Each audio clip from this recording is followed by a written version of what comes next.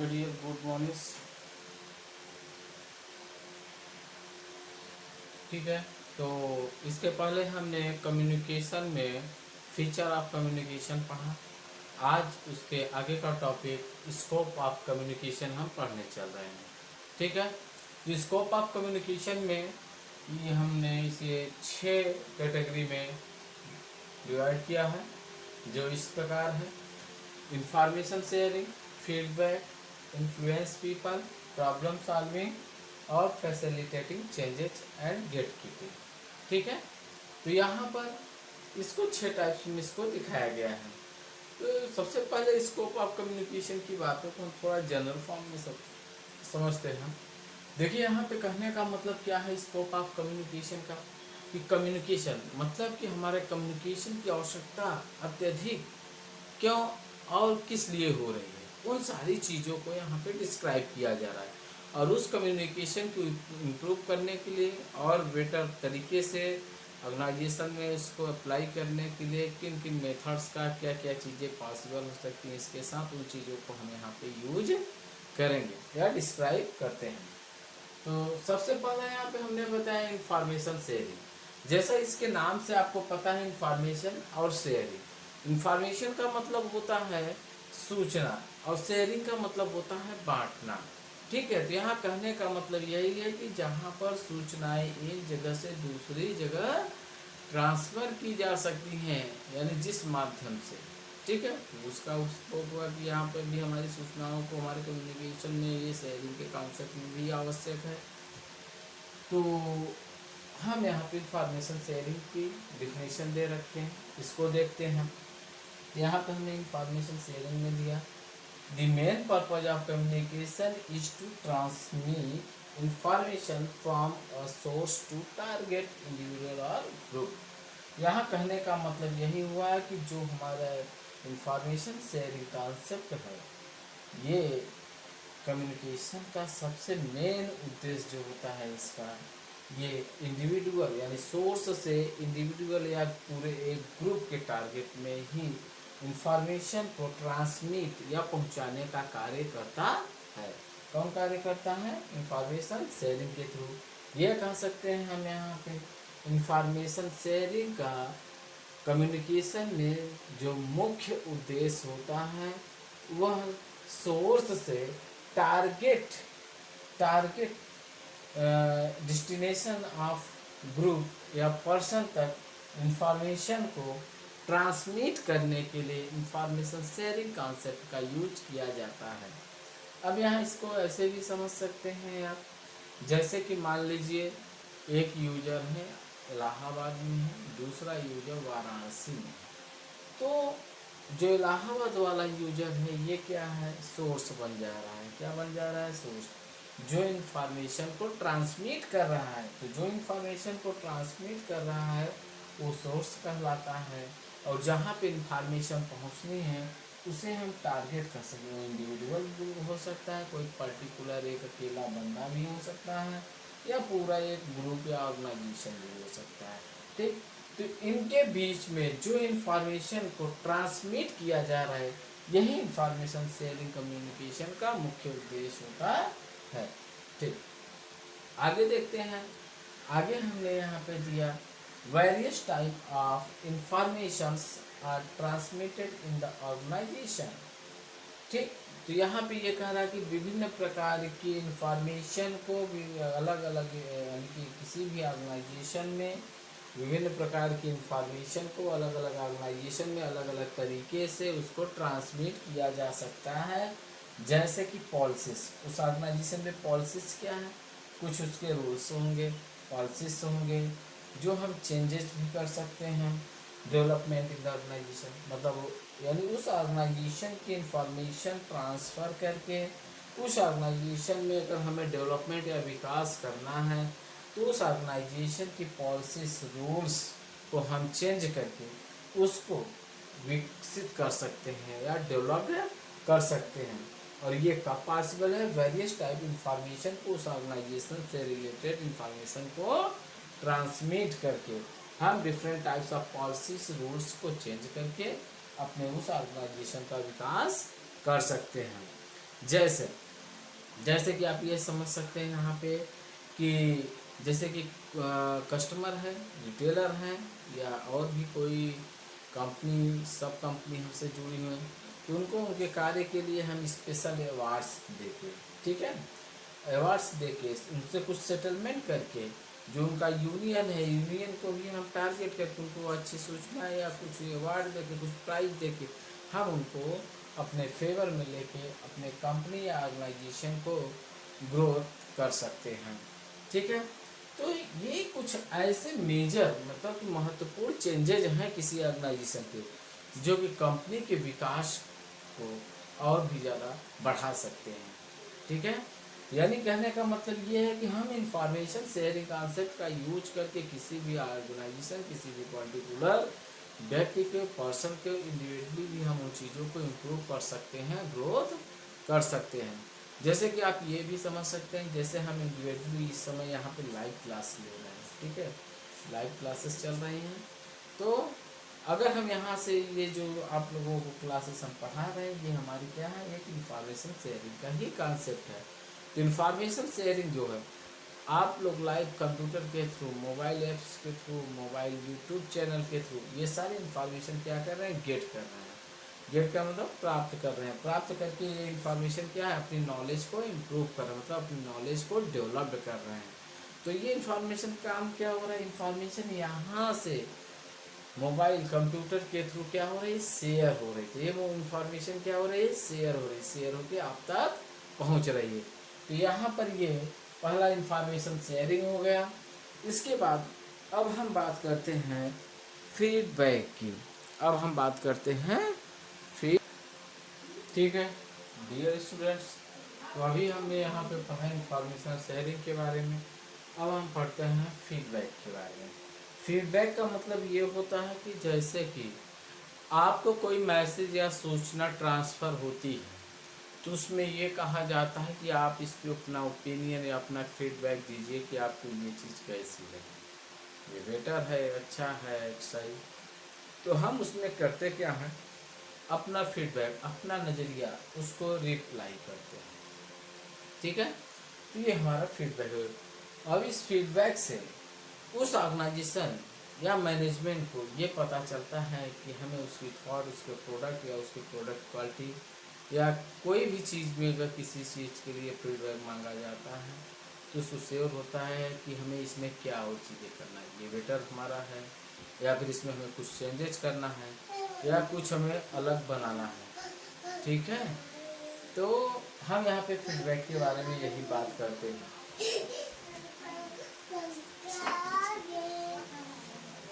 ठीक है, तो फिर फीडबैक यहाँ पे हम देखते हैं, there is need to give feedback to the employ on their achievement, on their performance. तो यहाँ पर देखिए, यहाँ फीडबैक का मतलब यही है कि फीडबैक देना इसलिए आवश्यक होगा किसी भी एम्प्लॉय के लिए, ताकि वो अपनी परफॉर्मेंस या मैनेजमेंट एक हाई लेवल फुलफिलमेंट गोल जो उसका होता है, जो उद्देश्य होता है मैनेजमेंट, उसको प्राप्त कर सके। अभी हमने भी वही बात बताई कि फीडबैक इसीलिए हम एम्प्लॉयज़ के लिए आवश्यक होता है देना, ताकि वो अपनी परफॉर्मेंस या अपनी एक्टिविटीज, अपने कार्य को लेके उसका जो अचीवमेंट है, जो उससे प्राप्त होना चाहिए, उसका जो उद्देश्य है, उस चीज़ की उसे प्राप्ति हो जाए। अगर उसमें कोई चीज़ें चेंजेस करने हो तो भी वहाँ पे फीडबैक में पता चलेगा। और हायर मैनेजमेंट अगर कोई होता है तो उसे अपना कंपनी जो भी उसका उद्देश्य होता है वो प्राप्त करने में जो डिफ़िकल्टीज आती हैं, वो उसमें हमें समझ में आ जाती हैं, उसमें जो कमियां होती हैं उस फीडबैक से हमें समझ में आ जाती हैं। हम उसको चेंज करके हम उसको और भी अच्छी तरह से अपडेट करके बना सकते हैं। इसी के साथ यहाँ पे feedback helps in the taking corrective measures and making necessary decision.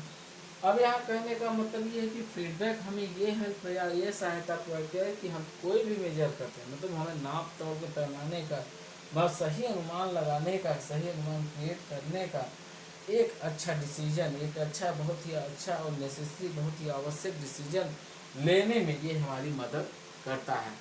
Feedback हो ये होता है कि जैसे आप लोग, कोई कंपनी होता है, कोई सर्विस प्रोवाइड करता है, तो आप उसकी सर्विस होती है, नीचे कमेंट आप देते हैं, तो उस कमेंट में जो हम करते हैं वो हमारा फीडबैक ही होता है। तो उस फीडबैक में हम उस प्रोडक्ट के बारे में अच्छाई बुराई या जो भी कमियां होती हैं वो सारी चीज़ें हम उसमें फीडबैक में देते रहते हैं। तो उसी फीडबैक के अकॉर्डिंग कंपनी या कोई भी ऑर्गेनाइजेशन ये डिसीजन लेने में सक्षम हो पाती है कि इसका प्रोडक्ट कितना अच्छा है, उसे और उसमें कुछ चेंजेस करने की आवश्यकता है या नहीं, या उसी तरह से चीज़ें चलती रहें।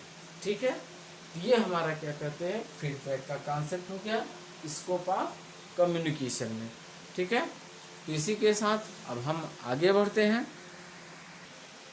ओके स्टूडेंट्स, तो स्कोप ऑफ कम्युनिकेशन में अभी तक हमने दो टॉपिक्स पढ़े, इंफॉर्मेशन शेयरिंग और फीडबैक। अब आगे हम तीसरा पॉइंट इसमें पढ़ने जा रहे हैं, इन्फ्लुएंस पीपल। इन्फ्लुएंस पीपल का कहने का मतलब ये होता है, इसमें कम्युनिकेशन का सिर्फ और सिर्फ एक ही उद्देश्य होता है कि एक अच्छा वर्किंग इन्वायरमेंट जनरेट करना। मतलब जो भी चीज़ें, जो भी हम कम्युनिकेशन करेंगे बिल्कुल इन्फ्लुएंस हो, मतलब बिल्कुल खुला तौर पर होना चाहिए, कहीं भी कोई अवरोध नहीं होगा, कोई हेजिटेशन नहीं है, यानी हम जो भी चीज़ कहें बिल्कुल स्पष्ट हो।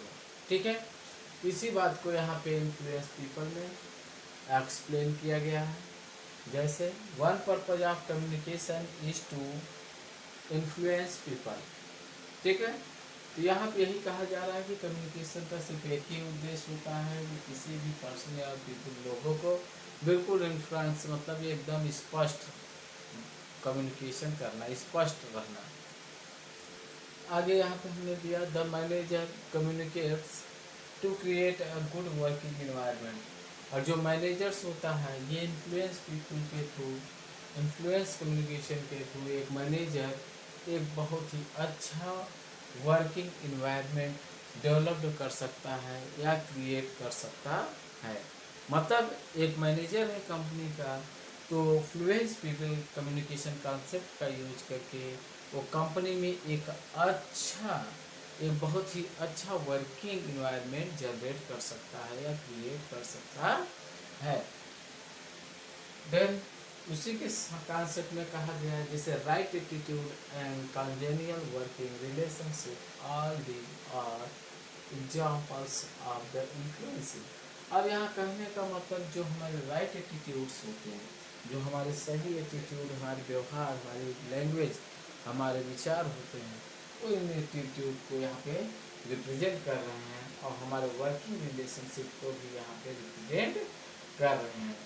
इन्हीं सब का सबसे बेस्ट और अच्छा एग्जाम्पल है इन्फ्लुएंसिंग कम्युनिकेशन। यानी यह कह सकते हैं कि अगर कोई भी व्यक्ति है, मैनेजमेंट है, सुपरवाइजर है, अगर कंपनी में या किसी ऑर्गेनाइजेशन में वर्कर से बहुत ही अच्छा वर्क लेना है या कार्य कराना है, तो उसके लिए बिल्कुल फ्लुएंस पीपल बनना होगा, फ्लुएंस कम्युनिकेशन करना होगा।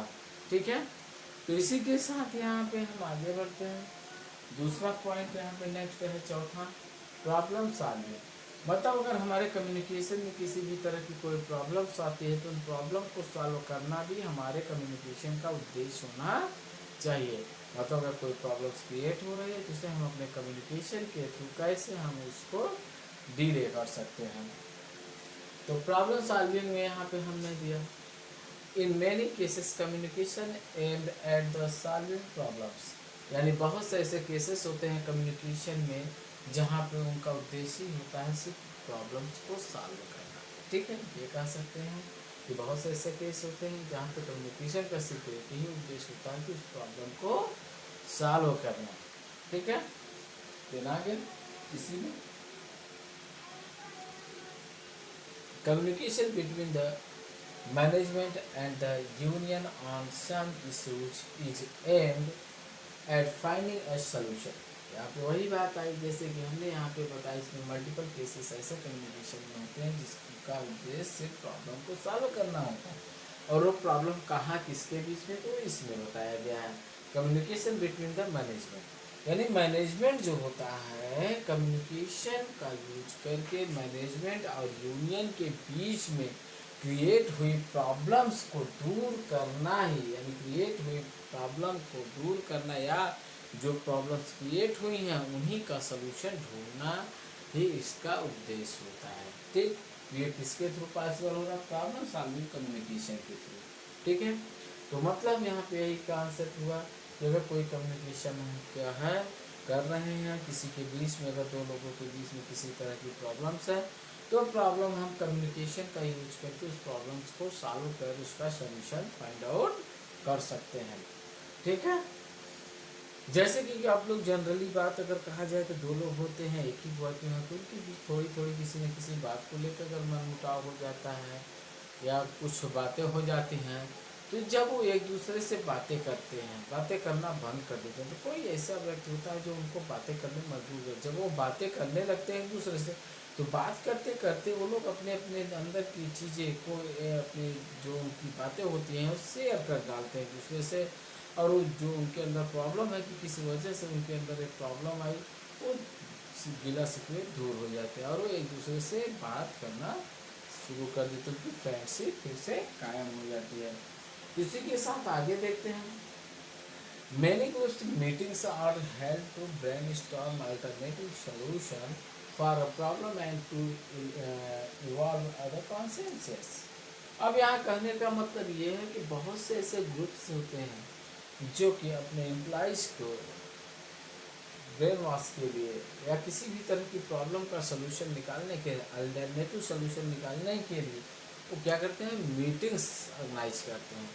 जो मीटिंग ऑर्गेनाइज करते हैं वहाँ भी प्रॉब्लम सॉल्व की जाती है। मीटिंग हो या किसी ऑर्गेनाइजेशन में बैठक हो गई, तो ये सारी चीज़ें किस लिए होती है? किसी न किसी प्रॉब्लम को सॉल्व करने के लिए। वहाँ बैठ के लोग क्या करते हैं, कम्युनिकेशन ही करते हैं, उस प्रॉब्लम पे पर्टिकुलर डिस्कस करते हैं। तो जब वो डिस्कशन करते हैं, जो कम्युनिकेशन की प्रॉब्लम होती है उसमें उस प्रॉब्लम को कम्युनिकेशन के द्वारा सॉल्व कर उसी कम्युनिकेशन से उसका सलूशन भी ऑब्टेन करते हैं। तो इस तरह के कम्युनिकेशन को हम प्रॉब्लम सॉल्विंग कम्युनिकेशन कह सकते हैं। ठीक है, नेक्स्ट पांचवा है हमारे पास फैसिलिटेटिंग चेंजेस। अब यहाँ पे किसी भी ऑर्गेनाइजेशन में कम्युनिकेशन से हमें ये पता चल सकता है कि इस ऑर्गेनाइजेशन में ये प्रॉब्लम या कमियाँ हैं, इनको क्या फैसिलिटी देनी चाहिए कि ये प्रॉब्लम्स दूर हो सकती हैं। ये तभी पॉसिबल है जब हम उससे ऑर्गेनाइजेशन से रिलेटेड उन टॉपिक्स पे बात करेंगे। ठीक है, डिस्कशन करेंगे, कम्युनिकेशन करेंगे, तब जाके हमें उसका सोल्यूशन प्राप्त होगा। तो यहाँ पे फैसिलिटेटिव चेंजेस में है the effectiveness of a change introduced in an organization. ठीक, depend to the large extent on the clarity and the spontaneity of the communication.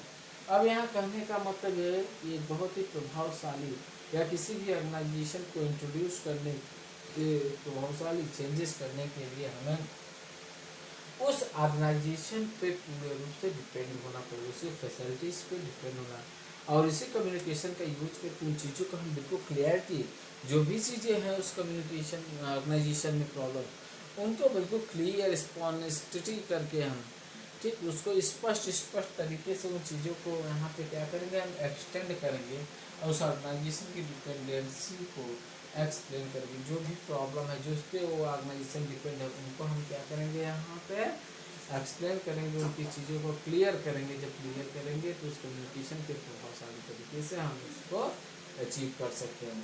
और आगे यहाँ पे दिया गया है communication between the managers and employees helps on the recognition the difficulties in the platform planning changes and in taking the correct action। अब यहाँ कहने का मतलब है कम्युनिकेशन का यूज करके मैनेजर्स जो होते हैं कंपनी या ऑर्गेनाइजेशन की एम्प्लॉइज़ के बीच में कम्युनिकेशन करके उस ऑर्गेनाइजेशन यानी ऑर्गेनाइजेशन की डिफ़िकल्टीज़ को यहाँ पे दूर कर सकते हैं, उसको बदल सकते हैं और उसमें एक अच्छा डिसीजन ले सकते हैं।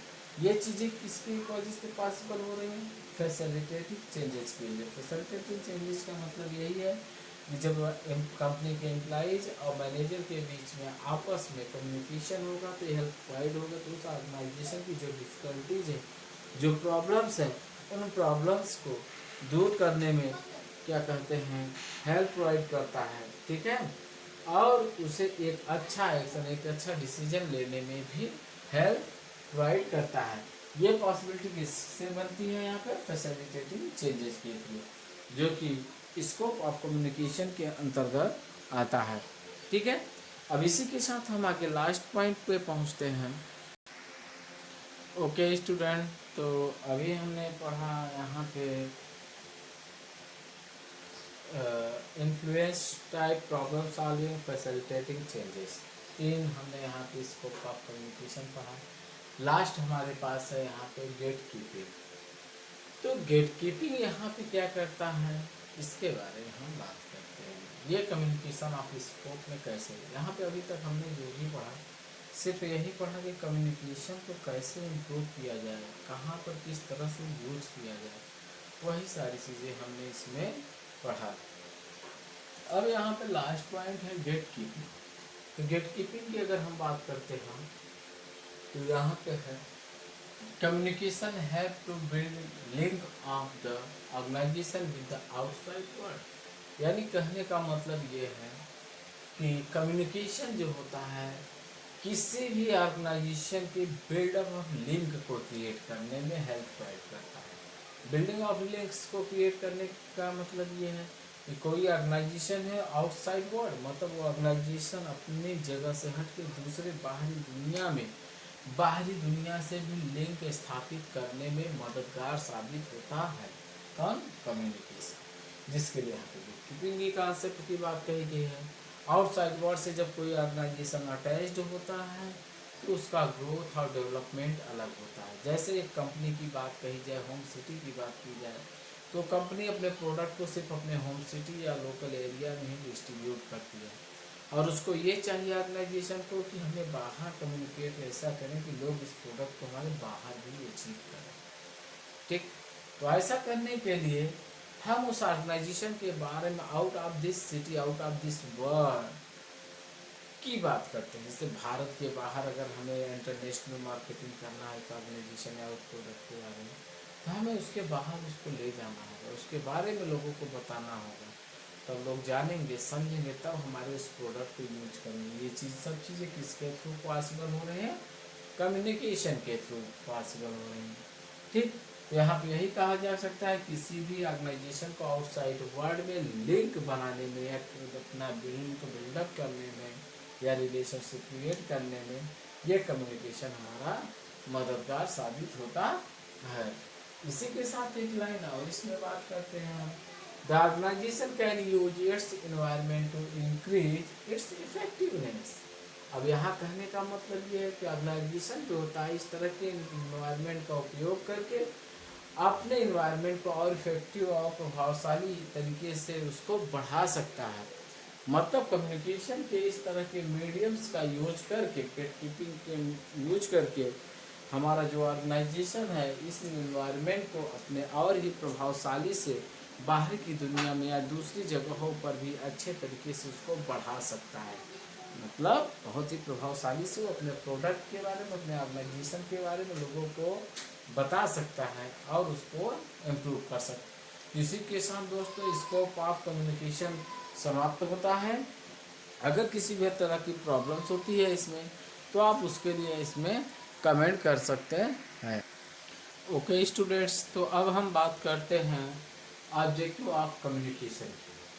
तो ऑब्जेक्टिव ऑफ कम्युनिकेशन में देखिए जो ऑब्जेक्टिव हैं वो 11 टाइप्स के हैं। हमने यहाँ पे सबको दे रखा है, तो हम यहाँ पे वन बाय वन एक लोगों को भी मैन्युअली हम एक्सप्लेन करते हैं, समझाते हैं, और इसको हम आगे क्या कहते हैं आपको और भी अच्छी तरह से समझाते हैं, एक्सप्लेन करते हैं, एक्सप्लेन करके इसको बताएंगे। ठीक है, तो यहाँ पे पहला बात हम यहाँ पे क्या कर रहे हैं, to give and receive information. Object of communication में पहला ही क्या है यहाँ पे हमने दिया, to give and receive information. इसके कहने का मतलब ये है कि जहाँ पे इंफॉर्मेशन दी जा रही है, मतलब भेजी जा रही है, और इंफॉर्मेशन को रिसीव की जा रही है, तो इस कॉन्सेप्ट में हम यही यूज करेंगे। यदि किसी भी ऑर्गेनाइजेशन में या किसी भी मैनेजमेंट ग्रुप में जो यूजर्स होते हैं आपस में कम्युनिकेशन करते हैं, एम्प्लॉइज तो क्या करते हैं, इंफॉर्मेशन देते हैं, तो आगे कोई ना कोई उस इंफॉर्मेशन को रिसीव करने वाला भी होता है। अब इसमें जैसे कंपनी की पॉलिसीज हो गए, रूल्स हो गए, मीटिंग्स हो गए, ये सारी चीज़ें इसमें आ जाती हैं। जैसे टेलीफोन्स हो गए, नोट्स हो गए, एम्प्लॉयज हैंड्सबुक हो गई, इन सब के थ्रू क्या होती है, इंफॉर्मेशन किसी को दी जाती है और उसे कोई प्राप्त भी करता है या रिसीव करता है। तो ये हमारा क्या हो गया, to give and receive information. ठीक है, ये हो गया। और फिर दूसरा पॉइंट इसमें है to convey the right message. To convey the right message का कॉन्सेप्ट यहाँ पर ये है कि यह इसका कम्युनिकेशन में मुख्य उद्देश्य यही होता है कि जो हमारा पर्सन होता है, जो मैसेज हमारा, यानी हमारा जो सही मैसेज सही पर्सन के पास भेजना या पहुंचाना होता है। मतलब हम जिस मैसेज को जिस व्यक्ति को देना चाहते हैं वही व्यक्ति प्राप्त करे। मतलब यह कह सकते हैं कि जब सही व्यक्ति के पास सही मैसेज जाएगा तभी हम समझेंगे कि हमारा मैसेज सही व्यक्ति को पहुंचा होगा। और कॉन्सेप्ट की सही व्यक्ति को सही मैसेज जाने का मतलब ये कि जो हम मैसेज भेज रहे हैं रिसीवर को प्राप्त भी हो और समझ में भी आए, तो हमारा क्या हो गया, to convey the right message. उसके बाद यहाँ पे नेक्स्ट है to receive advice. To receive advice में कहने का मतलब यह है कोई भी पर्सन हो सकता है या ऑफिशियल मैटर हो सकता है, जहाँ पर अगर कोई भी व्यक्ति कम्युनिकेशन या कोई भी प्रॉब्लम्स है तो वहाँ पे अगर वो जाता है तो उसको सबसे पहले क्या प्रोवाइड की जाएगी, एडवाइस। जो एडवाइस प्रोवाइड की जाती है वही हमारा ये कम्युनिकेशन का माध्यम होता है। जैसे आप किसी भी केस में फंस गए, कोई आपके पास प्रॉब्लम्स है, तो उस प्रॉब्लम के सोल्यूशन के लिए आप क्या करेंगे, लॉयर्स के पास जाएंगे। लॉयर के पास जाते हैं तो लॉयर क्या करता है, आपको एडवाइस ही तो प्रोवाइड करता है। तो वहाँ पे किस तरह से एडवाइस प्रोवाइड करता है, कम्युनिकेट करके हमें उस प्रॉब्लम के सोल्यूशन के बारे में एडवाइस करता है कि हम ऐसे ऐसे करें। नेक्स्ट उसके बाद यहाँ पे हमारे पास टू प्रोवाइड एडवाइस हो गया। नेक्स्ट हमारे पास है to receive suggestion.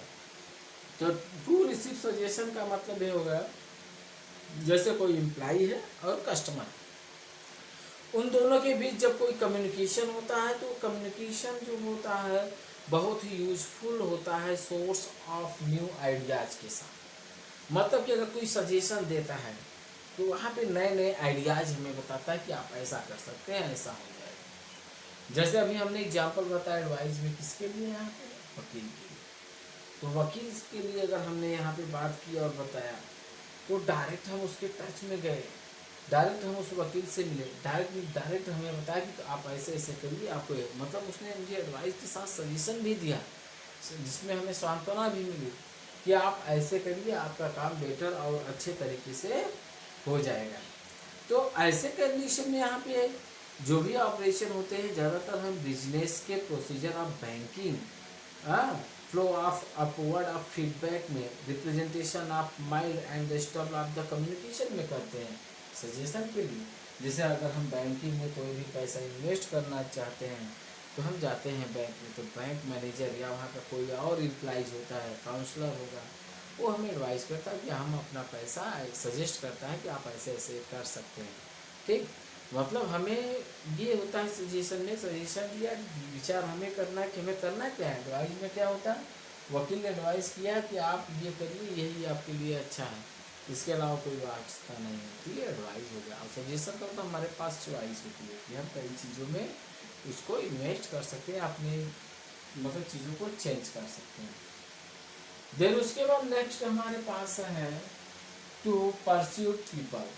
To pursue people का मतलब यहाँ पे ये होता है कि कोई भी पर्सन है, कम्युनिकेशन का ये जो ऑब्जेक्ट है वो स्पीकर के बहुत ही प्रभावशाली तरीके से लिखने, पढ़ने या बोलने की शैली को रिप्रेजेंट करता है कि हम अपनी बातों को लिखकर, पढ़कर या बोलकर किस तरह से हम सामने वाले को रिप्रेजेंट कर रहे हैं, अपनी बात को, अपने कम्युनिकेशन स्किल को, अपने प्रोडक्ट के बारे में या अपने आप के बारे में हम किस तरह से सामने वाले को प्रभावित करने का जो तरीका हमारा होता है, लिख के भी हम उसको बोल सकते हैं, बोल के भी कर सकते हैं। ये जो मीडियम होता है हमारा वो परस्यूड पीपल की एबिलिटी को एक्सप्लेन करता है कि वो बोलने में कितना एक्सपर्ट है, बोल कर कितनी चीज़ों को हमें समझा सकता है, या लिख कर वो प्रोसेस करके हमें कितनी अच्छी तरह से वो समझा सकता है। ये जो कन्वर्सेशन का कॉन्सेप्ट होता है वो कितना प्रभावशाली से वो व्यक्त कर सकता है कम्युनिकेशन में, वो चीज़ है। ठीक, नेक्स्ट उसके बाद टू मोटिवेट पीपल की बात करते हैं। टू मोटिवेट पीपल का मतलब यहाँ ये हो गया कि ये कैसा कॉन्सेप्ट होता है मोटिवेशन का। कोई इंसान अगर कोई डिस्टर्ब है उसको समझ में नहीं है वो क्या करे क्या ना करे। कोई स्टूडेंट की अगर बात करते हैं, जैसे 10+2 के बाद स्टूडेंट पास हो जाते हैं, उनको समझ में आता अब क्या करें, वो कंफ्यूज होते हैं, बीए करें, बीएससी करें, इंजीनियरिंग करें, मेडिकल करें, क्या करें। तो उसके लिए उनको अगर अच्छा कोई गाइड या कम्युनिकेटर मिल गया तो उनको मोटिवेट करता है फोर्सली, जिसमें फोर्स होता है, मतलब कि ये कर दबाव देकर उस चीज़ को समझाना कि तुम्हारी मैथ अच्छी है तो तुम इंजीनियरिंग को लाइक पसंद करोगे, थ्योरी में अगर तुम्हें साइंस पसंद है, थ्योरेटिकल चीज़ें, तो तुम इसकी तरफ जाते, आर्ट के सब्जेक्ट पसंद है तुम बीए बोलो। यदि फोर्सली किसी भी चीज़ को यहाँ पर रिप्रेजेंट करना या समझाना या बताना जो होता है वो मोटिवेट होता है, मतलब फोर्सली एक दबाव डालो और ये करो, तुम्हें ये लक्ष्य प्राप्त होगा, ये हमारा मोटिवेशन होता है। मोटिवेट करके किसी के अंदर मतलब एक तरह से एनर्जी को भरना, पॉजिटिव एनर्जी को भरना, वो हमारा मोटिवेशन ऑफ पीपल होता है। ठीक है, नेक्स्ट उसके बाद हमारे पास है to provide counselling. To provide counselling में क्या होता है, ये किसी ऑर्गेनाइजेशन से जुड़े हुए स्पेशलिस्ट एक्टिविटीज़ होती हैं और इनकी आवश्यकता प्रोफेशनल एक्सपर्ट की होती है। और यहाँ पे जो प्रोफेशनल तरीके से एक्सपर्ट लोग बैठे होते हैं वही ये काउंसलिंग कर सकते हैं। मतलब मेडिकल काउंसिल अलग होते हैं, इंजीनियरिंग काउंसिल अलग होते हैं, कॉलेजियस काउंसिल अलग होते हैं। और वो काउंसलिंग करने वाले लोग कौन होते हैं, एक्सपर्ट लोग होते हैं जो प्रोफेशनली उस चीज़ के बारे में बहुत अच्छी जानकारी रखते हैं। वो क्या होते हैं, काउंसलर होते हैं, और वो ही काउंसलिंग कर सकते हैं। और काउंसलिंग प्रोवाइड करने का मतलब ये है कि जिस टॉपिक के बारे में, जिस फील्ड में हम जा रहे हैं, जिस टॉपिक के बारे में जानकारी लेना चाहते हैं, ये हमें काउंसलिंग प्रोवाइड कर सकते हैं या हमें सोल्यूशन दे सकते हैं। उसके बाद है यहाँ पे to issues order and instruction. To issues order and instruction की अगर हम बात करते हैं तो यहाँ पे आता है टू इशूज एंड ऑर्डर की बात अगर हम करते हैं तो हमें इसमें अगर हम किसी भी ऑर्डर या इंस्ट्रक्शन, कोई आदेश अगर हमें देता है तो हम उसको समझना चाहते हैं तो हम कैसे समझेंगे, ये बात होती है। तो टू इशूज एंड ऑर्डर की अगर हम बात करते हैं, कोई भी वस्तु हो सकती है जिसको मैनेजमेंट या किसी कंपनी के ऑर्डर या इंस्ट्रक्शन की ज़रूरत पड़ती है, तो वो ऑर्डर क्या होता है, डायरेक्ट उस वस्तु के लिए कंपनी को भी दे सकता है या इंस्ट्रक्शन देकर उसको खुद भी कर सकता है। ठीक, नेक्स्ट उसके बाद हमारे पास यहाँ पे to import education and training की बात कर रहे हैं। To import education and training की अगर हम बात करते हैं तो यहाँ पे फॉर्मल कम्युनिकेशन का यूज करके, टाइम ऑफ पीरियड का यूज करके हम यहाँ पे कम्युनिकेशन यानी एजुकेशन स्किल या उस नॉलेज को, इनका उपयोग करके हम उसकी नॉलेज को बढ़ा सकते हैं। जहाँ पे हम उसको शिक्षित करते हैं, प्रशिक्षित करते हैं, किसी को टेंड करते हैं किसी भी टॉपिक के बारे में, या कोई बिजनेस हो, चाहे एजुकेशन में इसका उपयोग करें, चाहे बिजनेस में यूज करें, कोई भी व्यक्ति अगर आता है तो उसको हम सबसे पहले क्या होते हैं, एजुकेट करते हैं, फिर उसको ट्रेंड करते हैं। ठीक है, नेक्स्ट उसमें लास्ट 10 है to insure warning and notice.